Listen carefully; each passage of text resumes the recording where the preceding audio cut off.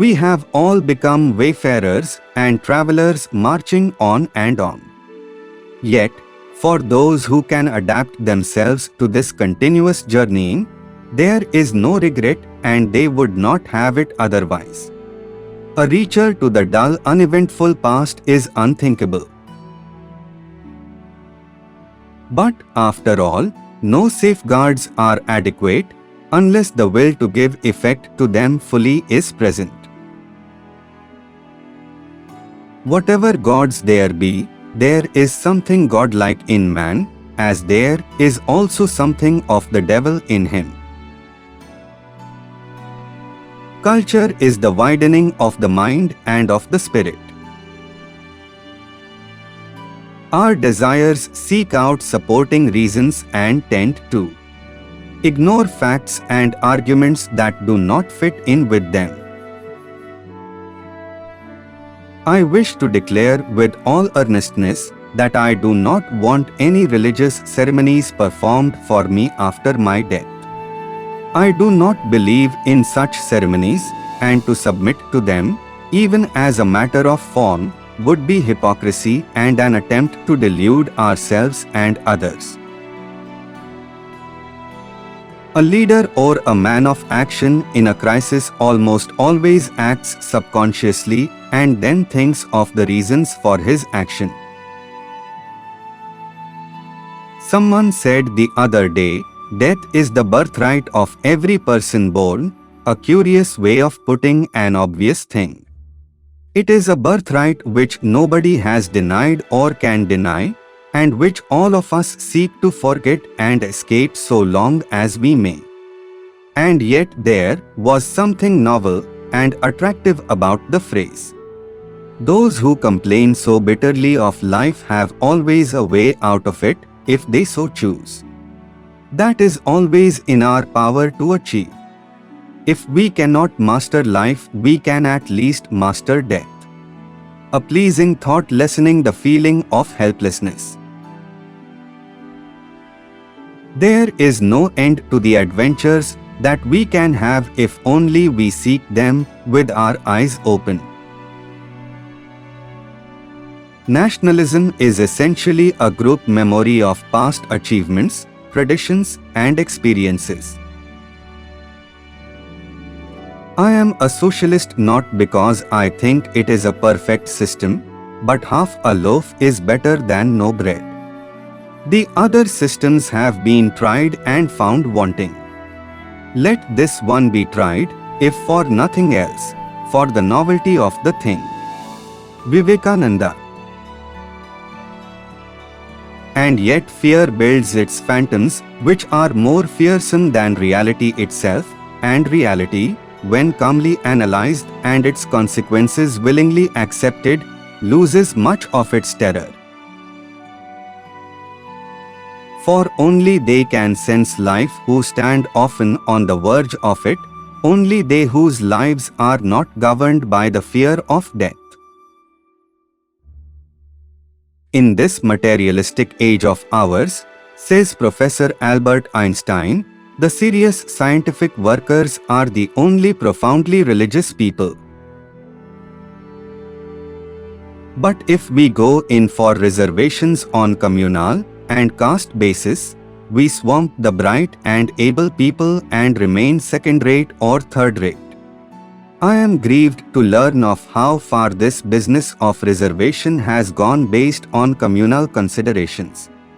It has amazed me to learn that even promotions are based sometimes on communal or caste considerations. This way lies not only folly but disaster. Let us help the backward groups by all means, but never at the cost of efficiency. But it is distressing that any organization consisting of large numbers of young men should be so utterly little-minded and lacking in not only vision but in common sense or common understanding. The RSS is typical in this respect of the type of organization that grew up in various parts of Europe in support of fascism. I was taught by a great man never to hate, and never to fear. Life is too complicated, and as far as we can understand it in our present state of knowledge, too illogical for it to be confined within the four corners of a fixed doctrine. But the ideal is terribly difficult to grasp or to hold. Life is like a game of cards. The hand you are dealt is determinism. The way you play it is free will. Aurobindo Ghose writes somewhere of the present as the pure and virgin moment, that razor's edge of time and existence which divides the past from the future and is, and yet, instantaneously is not. The phrase is attractive, and yet what does it mean? The virgin moment emerging from the veil of the future in all its naked purity, coming into contact with us, and immediately becoming the soiled and stale past. Is it we that soil it and violate it? Or is the moment not so virgin after all, for it is bound up with all the harlotry of the past? It is just over 2 years since we came here, 2 years of a dream life rooted in one spot, with the same few individuals to see, the same limited environment, the same routine from day to day. Sometime in the future we shall wake up from this dream and go out into the wider world of life and activity, finding it a changed world. There will be an air of unfamiliarity about the persons and things we see. We shall remember them again, and past memories will crowd into our minds, and yet they will not be the same, nor will we be the same, and we may find it difficult to fit in with them. Sometimes we may wonder whether this renewed experience of everyday living is not itself a sleep and a dream from which we may suddenly wake up. Which is the dream and which is the waking? Are they both real, for we experience and feel them in all their intensity? Or are they both unsubstantial and of the nature of fleeting dreams which pass, leaving vague memories behind? There is a stillness and everlastingness about the past. It changes not and has a touch of eternity, like a painted picture or a statue in bronze or marble. Unaffected by the storms and upheavals of the present, it maintains its dignity and repose and tempts the troubled spirit and the tortured mind to seek shelter in its vaulted catacombs. There is peace there and security, and one may even sense a spiritual quality. But it is not life unless we can find the vital links between it and the present with all its conflicts and problems. It is a kind of art for art's sake, without the passion and the urge to action which are the very stuff of life. Without that passion and urge, there is a gradual oozing out of hope and vitality, a settling down on lower levels of existence, a slow merging into non-existence. We become prisoners of the past, and some part of its immobility sticks to us. In the old days when war and its consequences, brutality and conquest and enslavement of a people were accepted as belonging to the natural order of events, there was no particular need to cover them or justify them from some other point of view. With the growth of higher standards, the need for justification has arisen, and this leads to a perversion of facts, sometimes deliberate, often unconscious. Thus hypocrisy pays its tribute to virtue, and a false and sickening piety allies itself to evil deeds. Schopenhauer says, "A man can do what he will, but not will as he will." There will be the direct weakening effect, but much worse will be the inner psychological conflict between those who wish to reunite her and those who oppose this. New vested interest will be created which will resist change and progress, A new evil karma will pursue us in the future. One wrong step leads to another, so it has been in the past and so it may be in the future. And yet wrong steps have to be taken sometimes lest some worse peril befall us. That is the great paradox of politics, and no man can say with surety whether present wrongdoing is better and safer in the end than the possibility of that imagined peril. I had little patience with leftist groups in India, spending much of their energy in mutual conflict and recrimination over fine points of doctrine which did not interest me at all. Life is too complicated, and, as far as we can understand it in our present state of knowledge, too illogical, for it to be confined within the four corners of a fixed doctrine. We talk of high philosophies and our ancient greatness, but act in narrow grooves and show intolerance to our neighbor. These are basic questions for us to keep in mind, for our future depends on the answer that we give to them. We live in a wonderful world that is full of beauty, charm and adventure. There is no end to the adventures we can have if only we seek them with our eyes open. Facts are facts and will not disappear on account of your likes. There is nothing more horrifying than stupidity in action. A language is something infinitely greater than grammar and philology. It is the poetic testament of the genius of a race and a culture, and the living embodiment of the thoughts and fancies that have molded them. Life is like a game of cards. The hand that is dealt you is determinism, the way you play it is free will. The policy of being too cautious is the greatest risk of all. It is science alone that can solve the problems of hunger and poverty, of insanitation and illiteracy, of superstition and deadening custom and tradition, of vast resources running to waste, or a rich country inhabited by starving people. Who indeed could afford to ignore science today?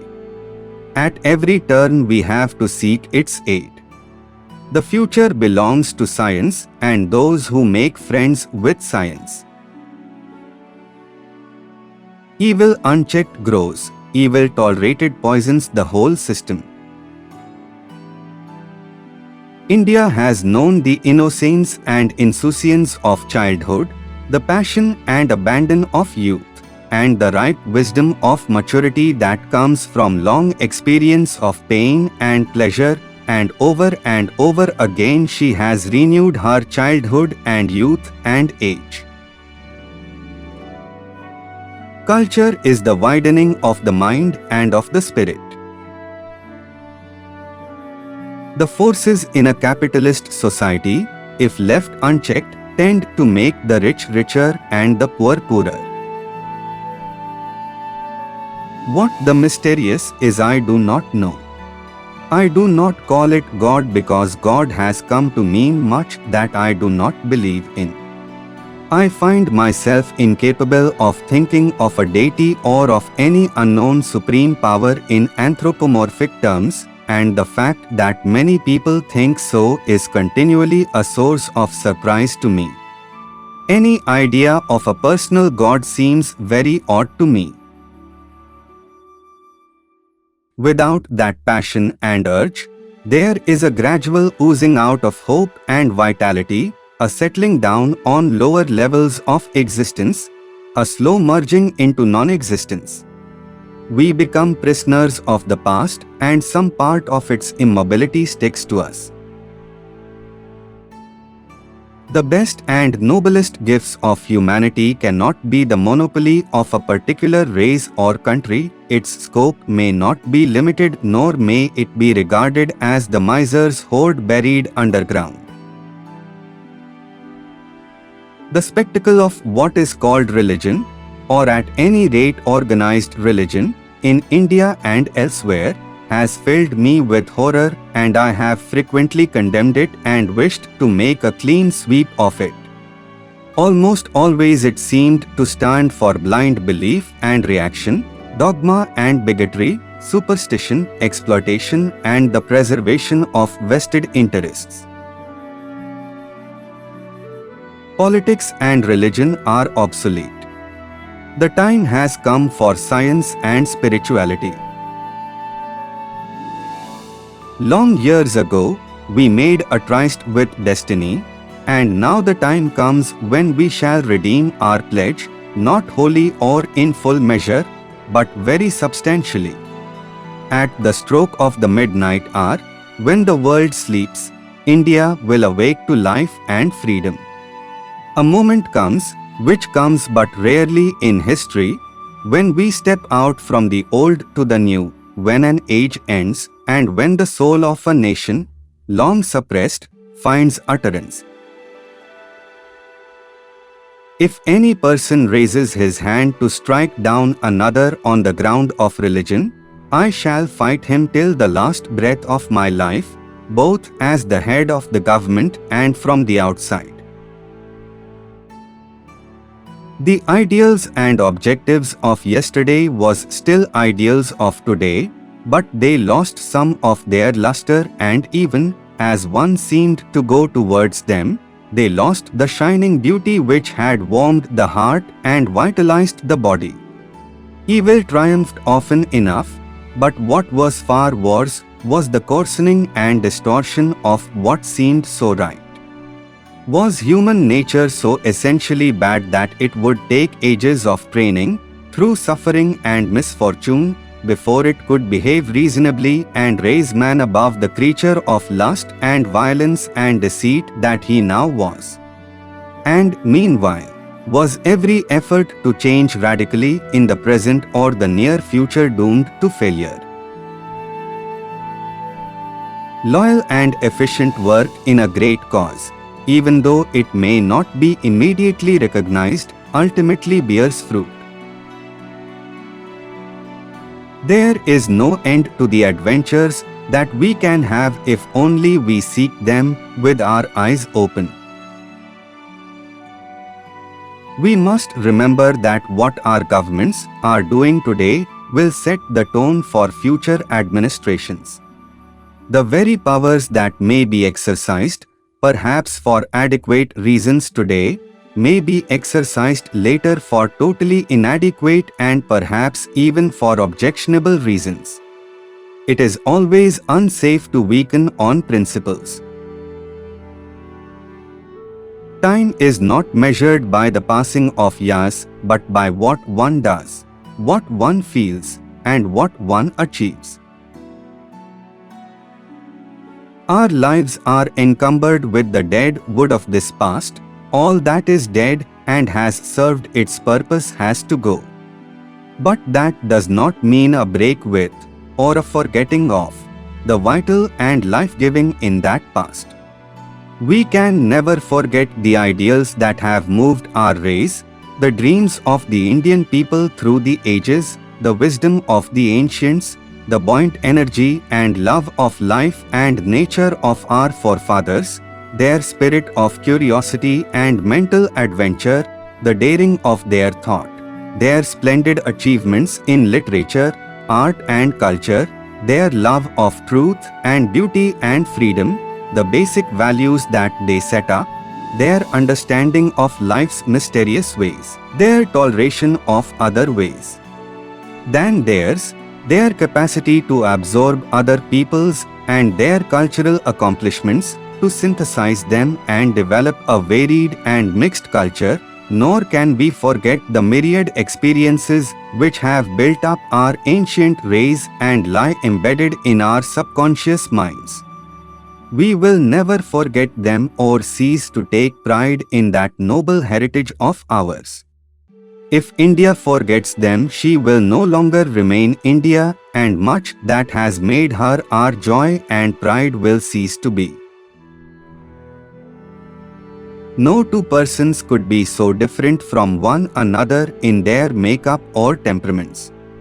Tagore, the aristocratic artist, turned democrat with proletarian sympathies, represented essentially the cultural tradition of India, the tradition of accepting life in the fullness thereof and going through it with song and dance. Gandhi, more a man of the people, almost the embodiment of the Indian peasant, represented the other ancient tradition of India, that of renunciation and asceticism. And yet Tagore was primarily the man of thought, Gandhi of concentrated and ceaseless activity. Both, in their different ways, had a world outlook, and both were at the same time wholly Indian. They seemed to present different but harmonious aspects of India and to complement one another. Yet the past is ever with us, and all that we are and that we have comes from the past. We are its products and we live immersed in it. Not to understand it and feel as something living within us is not to understand the present. To combine it with the present and extend it to the future, to break from it where it cannot be so united, to make of all this the pulsating and vibrating material for thought and action, that is life. A moment comes, which comes but rarely in history, when we step out from the old to the new, when an age ends, and when the soul of a nation, long suppressed, finds utterance. Fine buildings, fine pictures and books and everything that is beautiful are certainly signs of civilization. But an even better sign is a fine man who is unselfish and works with others for the good of all. To work together is better than to work singly, and to work together for the common good is best of all. A country under foreign domination seeks escape from the present in dreams of a vanished age and finds consolation in visions of past greatness. That is a foolish and dangerous pastime in which many of us indulge. An equally questionable practice for us in India is to imagine that we are still spiritually great though we have come down in the world in other respects. Spiritual or any other greatness cannot be founded on lack of freedom and opportunity or on starvation and misery.